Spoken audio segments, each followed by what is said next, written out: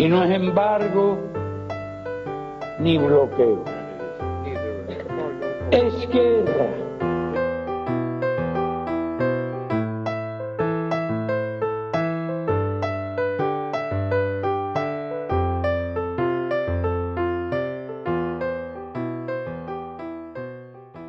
We will end an outdated approach that for decades has failed to advance our interests, and instead, we will begin to normalize relations between our two countries.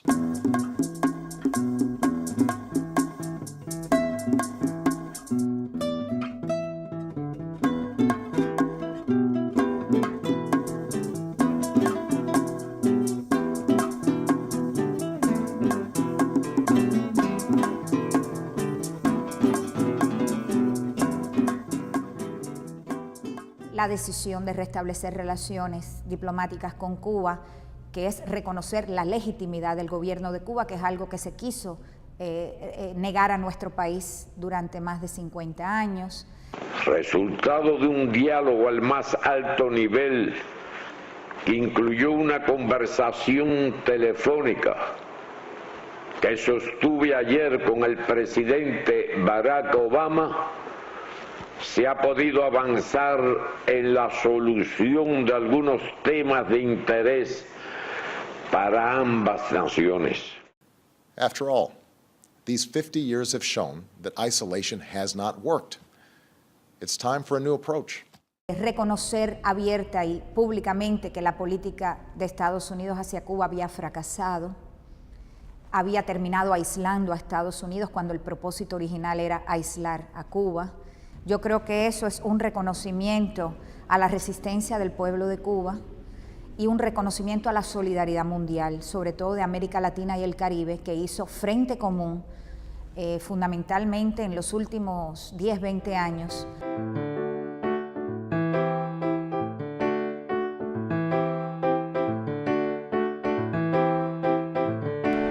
Porque es una discriminación contra la nación y contra todos los ciudadanos cubanos. Es una cosa totalmente injusta. El establecimiento de las relaciones diplomáticas es el inicio de un proceso hacia la normalización de las relaciones bilaterales. Pero esta no será posible mientras exista el bloqueo. No se devuelva el territorio ilegalmente ocupado por la base naval de Guantánamo. El bloqueo económico, comercial y financiero que provoca enormes daños humanos y económicos y es una violación del derecho internacional debe cesar. El bloqueo a Cuba no ha terminado. El fin será el día que el Congreso de Estados Unidos proclame definitivamente que se ha finalizado, se ha concluido esta política. Hay un intento de presentar lo que está sucediendo a partir del 17 de diciembre como una normalización de relaciones entre los Estados Unidos y Cuba. Esa es una tendencia que se está viendo, tendencia equivocada.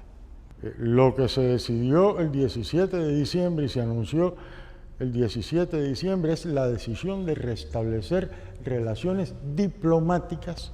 Pero hay una confusión. Desde el año 1996, cuando se aprobó la ley Helms-Burton, efectivamente, el Congreso codificó el bloqueo a Cuba en ley. ¿Qué quiere decir esto? Que lo que antes era solamente una prerrogativa del presidente quedó legislado. Por tanto, solamente en el futuro el Congreso de Estados Unidos podrá proclamar mediante otra ley que el bloqueo a Cuba ha terminado. El presidente de los Estados Unidos tiene amplios poderes ejecutivos. Si aplica con determinación esos poderes, lo puede modificar sustantivamente y deja solamente al bloqueo con 4 o 5 aspectos principales que él sí no puede modificar. Obama es el presidente, pero en Estados Unidos no gobierna el presidente, gobierna el lobby. El lobby, los grandes intereses son los que en realidad dirigen el país.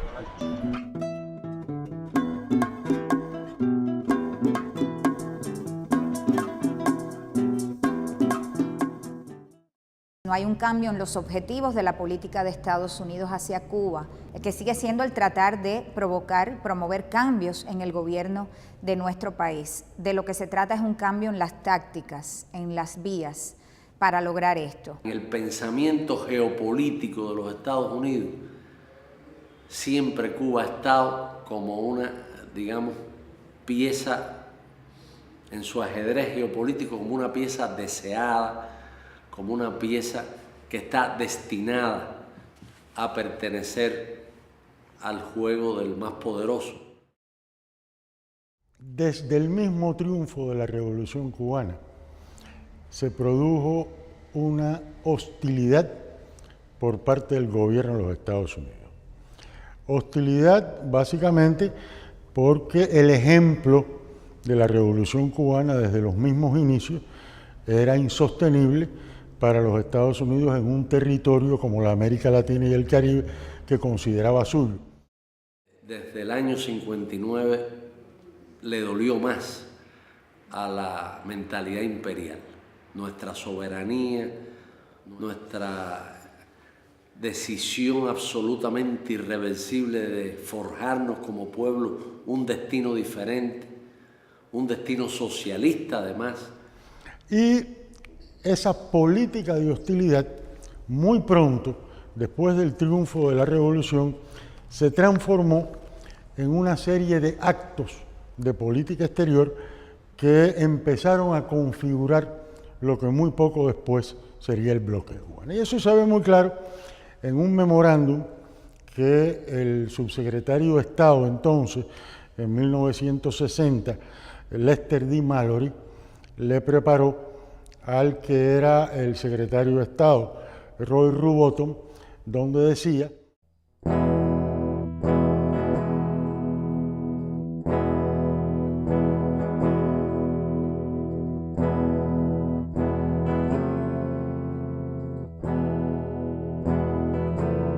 Cuando Kennedy estaba firmando el bloqueo contra Cuba, que lo estaba haciendo en nombre de Dios, creo que estaba en ese momento conscientemente, sabía que estaba cometiendo el pecado original. La Convención contra el Delito de Genocidio de 1948 deja claro que genocidio es el intento de destruir a un grupo. ¿Y qué cosa es lo que ha hecho el bloqueo? Tratar de destruir un grupo, los 11 millones de cubanos.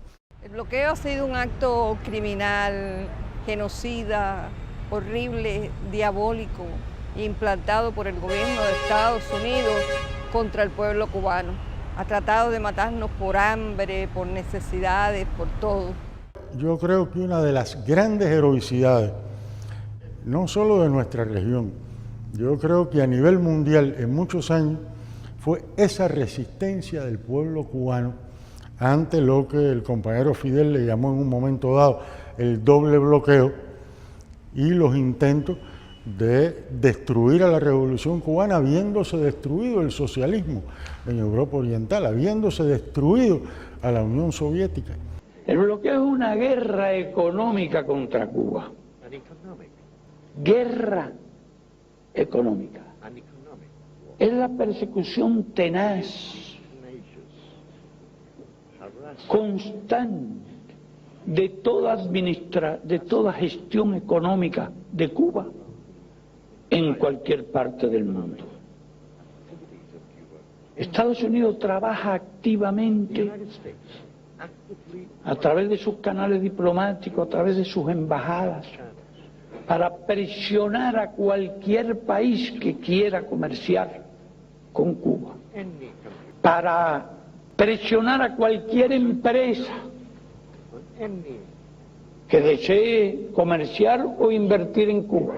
Es importante tener en cuenta que cualquier medida que condene a no poder entrar en Estados Unidos recibir penalidades desde el punto de vista financiero, incluso personal, para poder mandar a sus hijos a estudiar, viajar, hacer todas esas cosas, lógicamente que a mucha gente algunos los aterra, pero a muchos otros, aunque sea, los paraliza. Y mucha gente dice, me voy a invertir a otro lado, voy a invertir en los propios Estados Unidos para no correr el riesgo de caer en alguna de las tantas cláusulas que tiene la Helms-Burton. Los daños acumulados del bloqueo hasta el mes de julio del 2014 ascendían a $1.112.000.000.000. Cuando digo billón, estoy hablando de 1 billón en español. 1 billón en español es 1 millón de millones. Es que ese imperio da tanto miedo que nadie quiere comerciar con nosotros y entonces nos obstruye cualquier paso en todos los sentidos.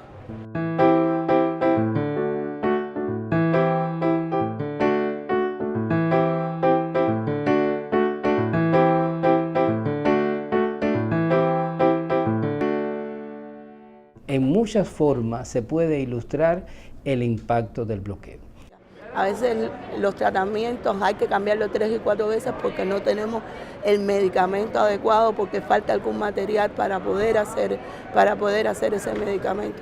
Podemos hablar específicamente de los momentos en que no hemos podido tener abastecimiento de algunos medicamentos importantes para el control de las enfermedades, de momentos en los cuales nos ha sido difícil adquirir equipamiento médico a través del cual nosotros podamos hacer tratamiento, o bien equipamiento médico a través del cual nosotros podamos realizar medios diagnósticos o de investigaciones, o bien podemos hablar de momentos en los cuales no hemos podido adquirir determinados reactivos para nosotros poder hacer estas investigaciones, estos estudios que requieren los pacientes. A Cuba no se le puede vender por ningún país ningún producto o ninguna mercancía o ninguna maquinaria o ningún equipo que tenga más de un 10% de componente norteamericano. La gente también se sorprende y la gente dice, oye, pero ¿cómo es que ustedes sobreviven? Soy profesora de música y trabajamos con los niños con este tipo de discapacidad físico-motor. Esta escuela tiene la misión de atender niños, adolescentes y jóvenes con desviaciones en el área motriz, o sea, niños con limitaciones físico-motoras. Cada niño, en función de la patología física que presenta, necesita un determinado tipo de silla de ruedas. O sea, en función de corrección de postura, de corrección de equilibrio. Hay niños que pueden trabajar con sillas convencionales, pero hay niños que con determinada espasticidad que pueden tener en el cuerpo necesitan sillas con determinados aditamentos para que se puedan trasladar de un lugar a otro. Y nosotros estamos imposibilitados de poder comprar esa silla en el mercado internacional, porque realmente cuando se dice en el mundo que de las personas que llevan a cabo esta política de bloqueo, que es para Cuba, hay situaciones, entonces no nos venden a nosotros este tipo de silla y hay que auxiliarse en momentos determinados en terceros países. Entonces es una causal, es una limitante, un ejemplo de bloqueo en esta escuela, el acceso a diferentes sillas para corregir postura. Necesitamos, por ejemplo, materiales específicos, por ejemplo, un lápiz con más grosor, determinados materiales con silueta donde a partir de la torpeza motora que tenga el estudiante pueda trabajar mejor en función de mejorar el tema de calidad en el aprendizaje. ¿Qué pasa? A partir de todo es una causa, nosotros no podemos comprar y trabajan estos niños con los mismos materiales didácticos convencionales de manera estándar.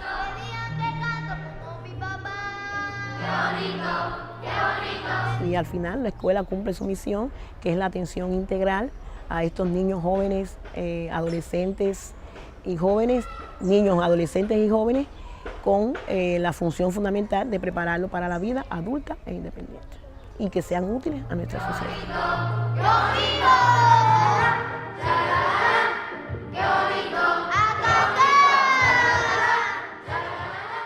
Hay un grupo de niños que se están muriendo en los hospitales oncológicos y sin embargo medicamentos para salvar a esos niños no tienen los Estados Unidos. Nosotros no podemos mantener relaciones económicas con las subsidiarias de empresas norteamericanas en otros países.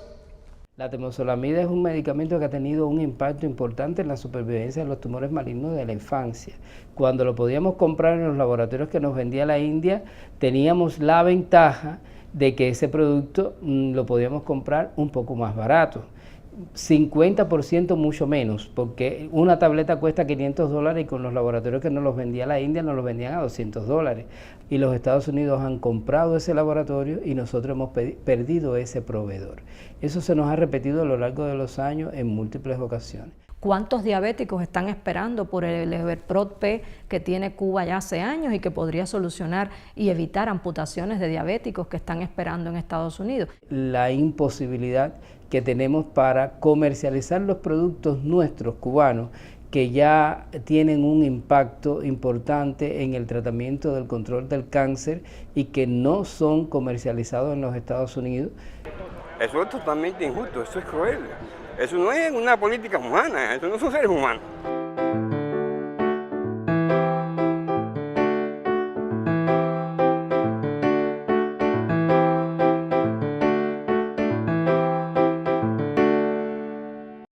Me ha detenido en la calle para preguntarnos, bueno, ¿qué va a hacer ahora? ¿Qué va a hacer Cuba? Porque también yo creo que junto con la alegría y junto con el deseo de que se levante el bloqueo y junto con el deseo de que se normalicen realmente las relaciones, está también en buena parte de la población la preocupación de no perder lo que hemos alcanzado. Porque hay muchos países, y tú lo sabes, que hacen muchas concesiones ante Estados Unidos, ante el FMI, para poder tener buenas relaciones y para que los yanquis no los castiguen con esto y con lo otro.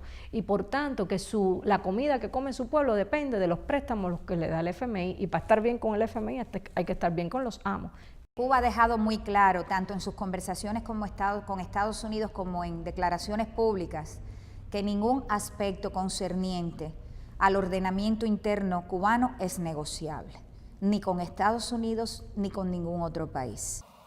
Pero no se debe pretender que para ello Cuba tenga que renunciar a sus ideales de independencia y justicia social, ni claudicar en uno solo de nuestros principios, ni ceder 1 milímetro en la defensa de la soberanía nacional. Por eso para nosotros es inaceptable la cuestión de cese del bloqueo a cambio de concesiones políticas, concesiones que corresponden a la soberanía de nuestro país. Es absolutamente inaceptable. Es indignante, es irritante. Y realmente preferimos perecer a renunciar a nuestra soberanía.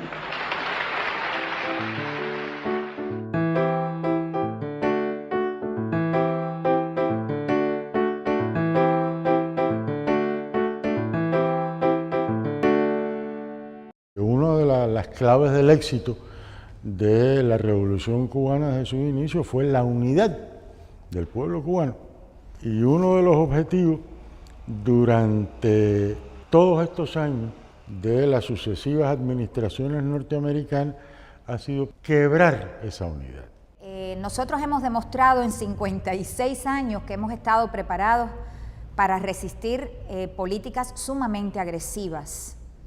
Invasiones, planes de atentados, sabotajes, introducción de epidemias, bloqueo económico.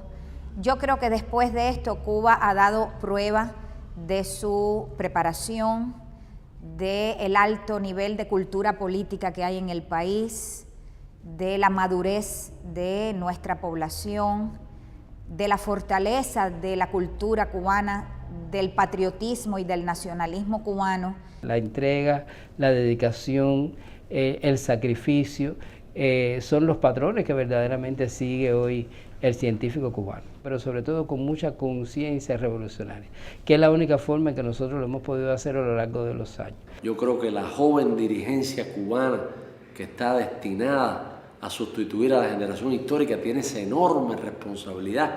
Es una vanguardia que se ha venido formando en el trabajo directo con el pueblo, no son fruto de un laboratorio, no son criaturas, digamos, elaboradas por manipulación genética, son gente que ha nacido del pueblo y que se ha formado en esa batalla cotidiana contra las dificultades, buscando fórmulas para realmente salir adelante en medio de la crisis, en medio de las condiciones más difíciles. Ese día de la locución del general de ejército es un día muy importante en la vida de los revolucionarios cubanos porque es un día de nuestro triunfo. Es el día en que este pequeño país, el pequeño David, frente a Goliat, el tirapiedra le dio en el centro del ojo, porque tuvieron que reconocer que tanta maquinaria, tanta plata puesta, tantos mercenarios comprados, tanta prensa pagada por ellos no pudieron con nosotros, con este país que ha vivido en apagones, que ha vivido prácticamente sin nada, pero que hemos vivido, hemos sobrevivido y hemos vencido. Las bases de nuestro pueblo son tan firmes que yo pienso que 1000 bloqueos que quiten no van a remover las raíces de este pueblo y la fortaleza de este pueblo y las convicciones de este pueblo. Y estos locos andan pretendiendo que todo el mundo haga exactamente igualito que ellos. Y lo de ellos no nos gusta.